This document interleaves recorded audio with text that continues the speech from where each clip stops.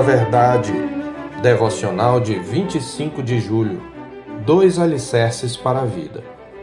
Todo aquele, pois, que ouve estas minhas palavras e as pratica, será comparado a um homem prudente que edificou a sua casa sobre a rocha. E caiu a chuva, transbordaram os rios, sopraram os ventos e deram com ímpeto contra aquela casa, que não caiu, porque fora edificada sobre a rocha.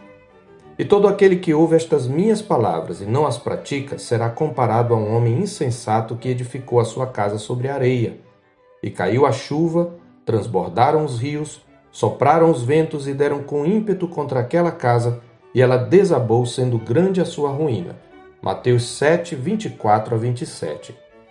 Ao concluir o Sermão do Monte, Jesus aborda a questão do seu senhorio e do perigo de uma profissão de fé falsa. Em todo o tempo, no sermão, o Senhor está nos dando critérios para distinguirmos entre a falsa espiritualidade e a verdadeira.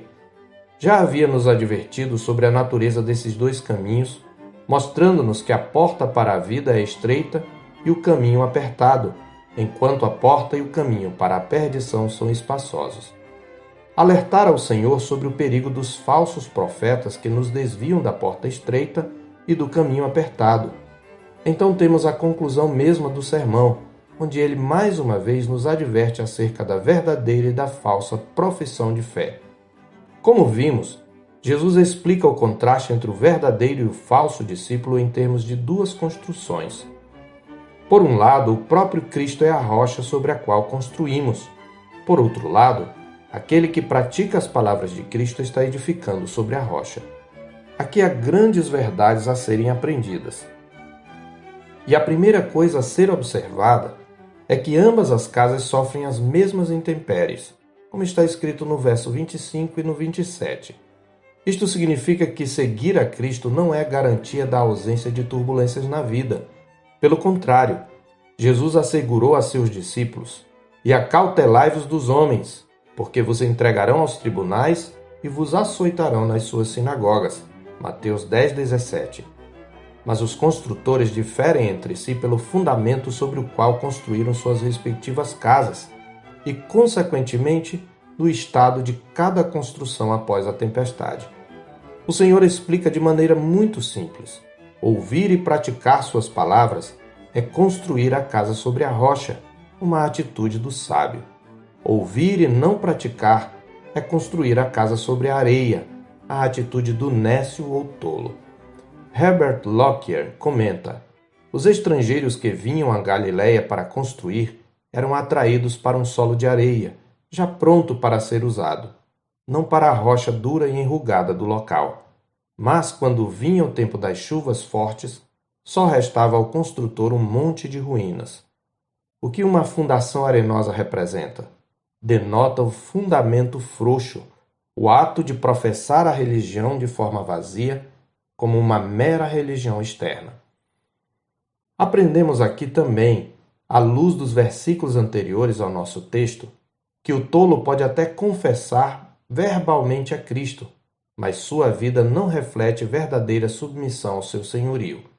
Com isto aprendemos que a verdadeira fé salvadora, embora comece na confissão verbal de Jesus como Senhor, manifesta-se na submissão incondicional ao senhorio professado, numa vida vivida para fazer a vontade de Deus. Só esta confissão de fé que apresenta frutos será reconhecida pelo Senhor. Não importa quão sobrenatural e milagrosa seja a nossa vida, se ela não refletir obediência irrestrita, ela se revelará falsa no dia do juízo, como advertiu o Senhor nos versos 21 a 23. Nem todo o que me diz Senhor, Senhor, entrará no reino dos céus, mas aquele que faz a vontade de meu Pai que está nos céus. Muitos naquele dia hão de dizer-me: Senhor, Senhor, porventura não temos nós profetizado em teu nome? E em teu nome não expelimos demônios? E em teu nome não fizemos muitos milagres? Então lhes direi explicitamente: nunca vos conheci. Apartai-vos de mim, os que praticais a iniquidade. Aqueles, portanto, que professam Cristo como Senhor, mas não o tratam como tal, não serão por ele reconhecidos. Sabemos que mesmo hoje ele conhece os que são seus. como está escrito em 2 Timóteo 2,19. Em terceiro lugar, embora venha pelo ouvir da palavra de Cristo, a verdadeira fé salvadora concretiza-se na prática da palavra de Cristo. O sábio, diz o Mestre, é o que ouve e pratica.